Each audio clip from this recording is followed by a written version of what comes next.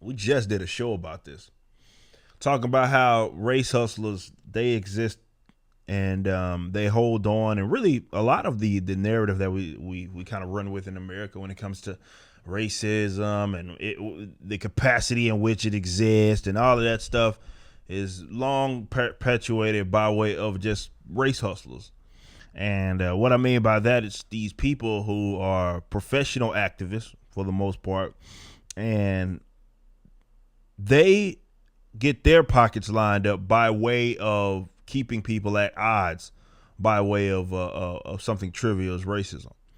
And I've long said that we've been over this hump, and even in actuality, when you talk about Americans and how they interact with each other, for the most part, this whole racism concept is something that exists, but it's small and pale in comparison to how we actually discuss it. Because we discuss it as if I can't go outside and without a Klansman being around the corner. It's very exaggerated.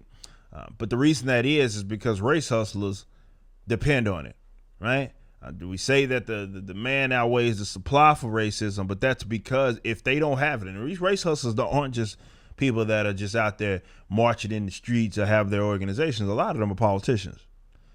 When that's something that they are going to constantly sell some certain demographic, and they get votes off of it, and they get in positions of power off of that because they have nothing else. So if you wonder why that, even though if in the real world it may seem that we're at least somewhat over that hump, the reason why, if you turn on TV or something of that nature, it doesn't seem that way. It's because, well, these people have to have this exist. Otherwise, they have nothing. A lot of academics would have absolutely nothing. These professional protesters, professional activists would have nothing. Their entire livelihoods depend on it, and they've got some monies off of it, fame off of it, being professional protesters. And what is the latest example of this? Patrice Khan-Cullors, she is one of the founders of Black Lives Matter, the organization. So a total of three of them. I think there's three women that had founded it. We've talked about them before. I think this is the one that was taught. Yeah, because she has that mole on her head. Yeah, that's the one that if I'm not mistaken, I was talking about how Black Lives Matter are trained Marxists and all that. I just came to that realization just now. Hold on. We gotta hold on just a second, y'all. We have to look at this real time, because this makes the story even more funny if that's her. Hold on, let me go see if I can find my video on that, because I'm pretty sure that's her. Hold on just a second. We're gonna find this out together. I think just that picture that the post is using she doesn't have that her glasses on. Let me see. Hold on. Let's go look at this real time real quick. Yes, it's her. It's her.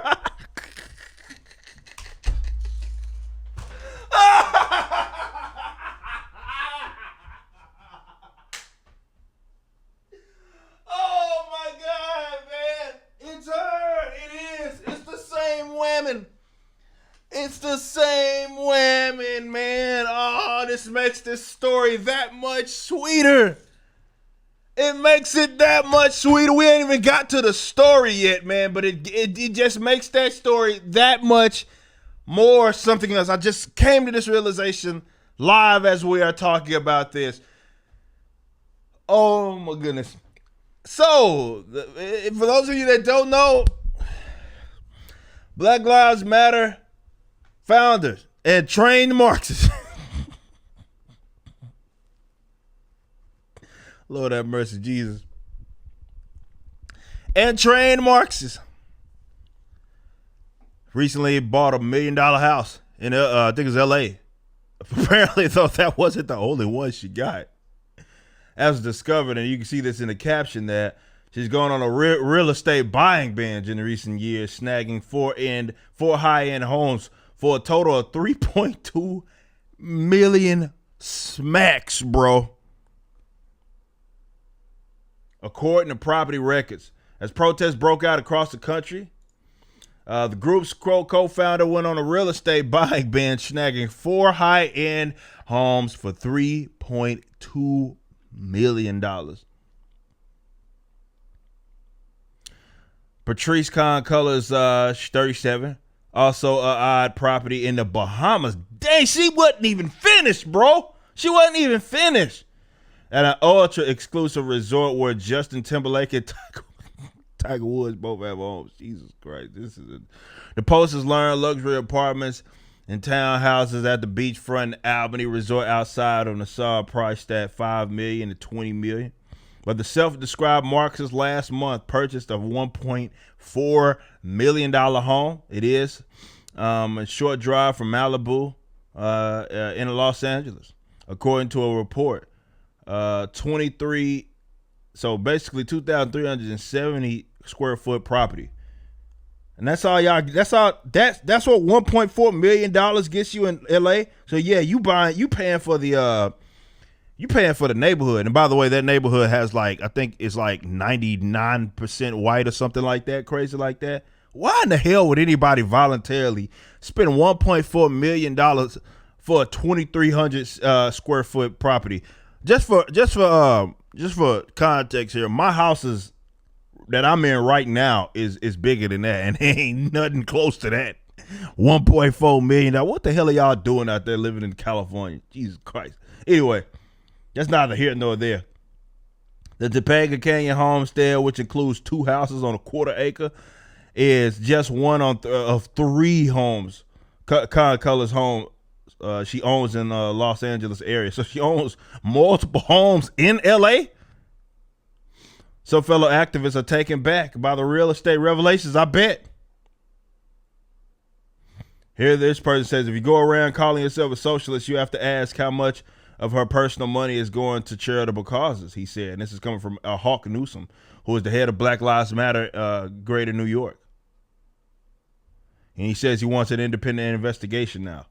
Says it's sad because it makes people doubt the validity of the movement and overtook the fact that it's the people that carry this movement. Well, I mean, we've long been second guessing your dog shit movement for a minute, which a lot of people despise Black Lives Matter movement for different reasons than I do. That movement has just become it's a movement. The organization is dog shit. It's been dog shit.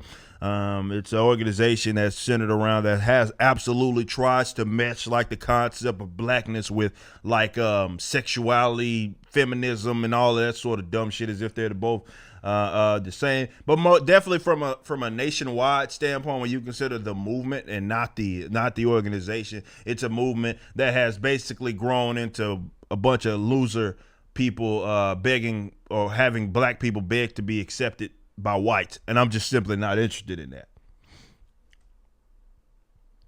But yes, the proclaimed Marxist last year, Khan Colors and spouse Janaya Khan ventured to Georgia to acquire a 4th home. Jesus, a custom ranch. And this is the spouse and she's Black Lives Matter Canada co-founder. By the way, 2 or 3. I don't know if all of them are lesbians, but I know at least 2 of them, if I'm not mistaken, are lesbians.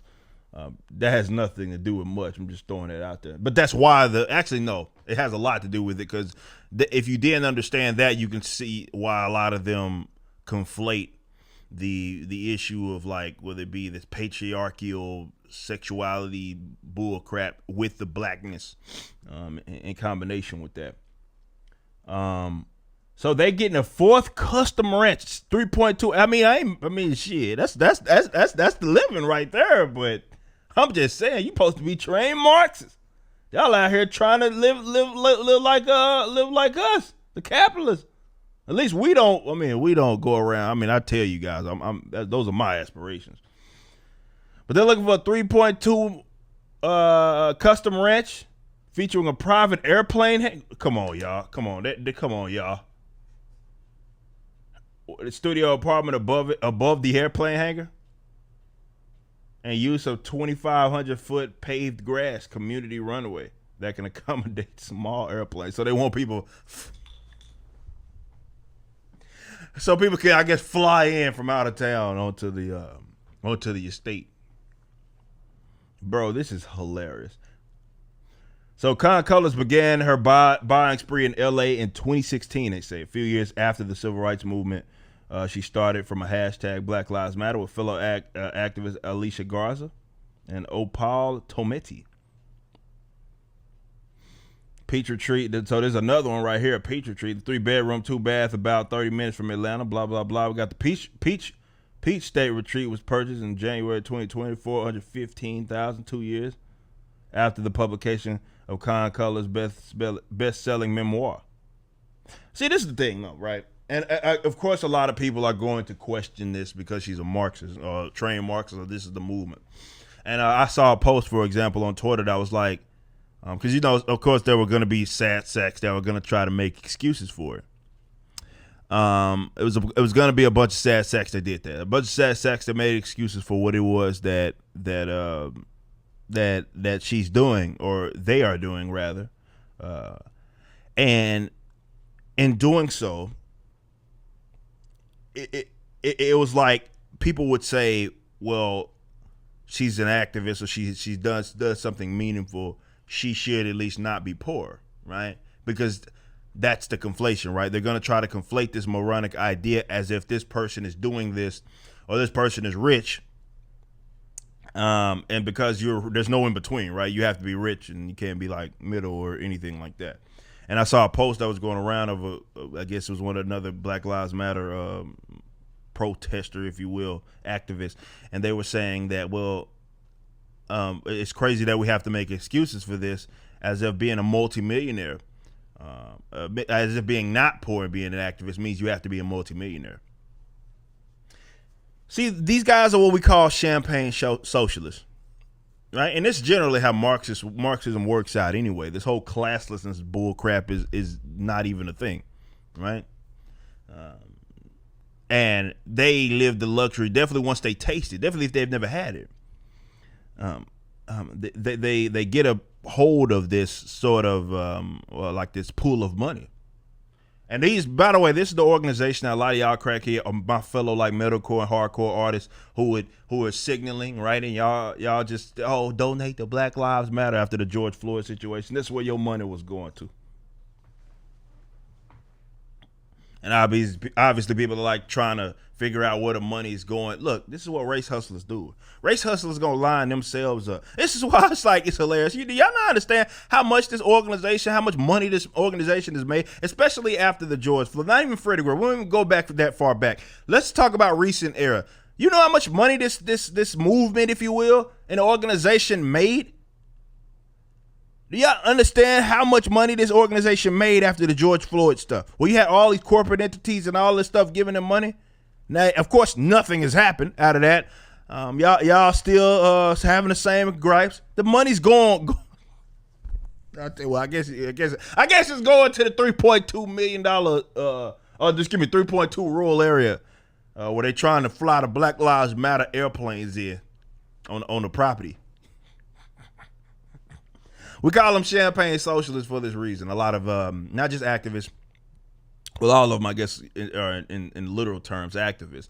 But when you look at people like, I don't know, celebrities, for this case, musicians, actors who say all this socialist bullcrap while also living in areas that you certainly will never be able to afford. That's what happens. Somebody, the super chat that I'll read after the fact, also brought up Bernie Sanders. Yeah, we know he's purchased a few different homes. Him and his wife.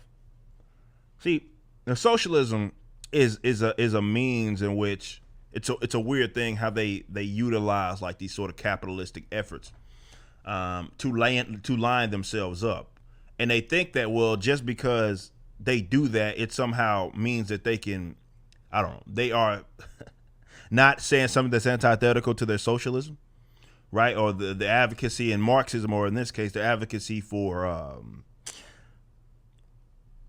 classlessness, right? Or the common man, if you will. No, these people just use that. That's the vehicle right there to line their own pockets up. So if that's something that you want to hear, they'll preach that all day long. And they will even show up, like it'll be like a protest, something, they may show up. But when they go home where y'all going. That's why it's always hilarious how when something happens, the first thing these idiots think to do is destroy their own homes. And they'll see all these people from out of town come through and they kumbaya marching, fists up in the air with all the stupid signs. And then when they go home in areas that don't look like yours. As something happened, something done broke off in parts of this this big group then started destroying businesses and stuff like that. That ain't where they live, right? They don't live over there, right? You don't have access to where they live, trust me. And if you try to get up in there, you probably gonna get bopped. And that's where a lot of these people live. They don't live in these areas that y'all are destroying. But they're fan the flames. Oh man, champagne socialists, you gotta love them where they will actually take your money, run with the loot, and they'll still get up, on the podiums and whatnot, the fist in the air and all this stuff that they're fighting for. It's a lucrative market, guys. Activism is a very lucrative thing, and it's funny that the minute that it stops becoming lucrative is actually going to be when the results happen. That's the funny thing. Right, because when it stops becoming as lucrative as it is, and what happens is people are forced to focus on what's actually there. They can't just make stuff up, which is what they do now for the most part. Is they have to try to isolate the issues that are there, and even make something appear that's not necessarily the case. Whereas if you wanted the results, which is okay, there's an issue of, let's say, police brutality or something like that you actually thoroughly want to go through and you want to address. Well, certainly the millions of dollars that y'all been giving to this organization, that's not where it's going. That's not where it's going. No refunds, bro. No refunds. That's not where it's going. But seriously, these race hustlers. And a lot of y'all feel guilty. A lot of y'all that go and just throw your money. Definitely after the George Floyd, a lot of these white leftists felt that they had to give money to these organizations because they wanted to show that they were one of the good ones, of course. Race hustles aren't a new thing. It's just it's a very lucrative market, and definitely now that the corporate entities have now taken your side. So now it's a lot of money there. The big pool of money to pull from. A lot of folks want access to that. So if you think that people are going to, let's say, stop doing that, as they could purchase $1.4 million and not live anywhere near y'all, you're sadly mistaken. The minute that stops becoming lucrative, and that requires y'all to actually look for issues as what they are, not what y'all want them to be, then y'all start getting results. Until then, people just gonna make bank off of y'all, and you ain't gonna make any strides in ending, police brutality or something like that, or whatever it is. You just watched a clip from my podcast, For Canon's Sake. Catch us live at 12 p.m. throughout the week over at youtube.com/YoungRipper59 and follow us over at odyssey.com/@YoungRipper59. If you want to watch the entire video cast after the show is over, just be sure to become a member on the YouTube channel. Of course, the full audio portion of the podcast is available for free on all major digital platforms, or just visit forcanonsake.com.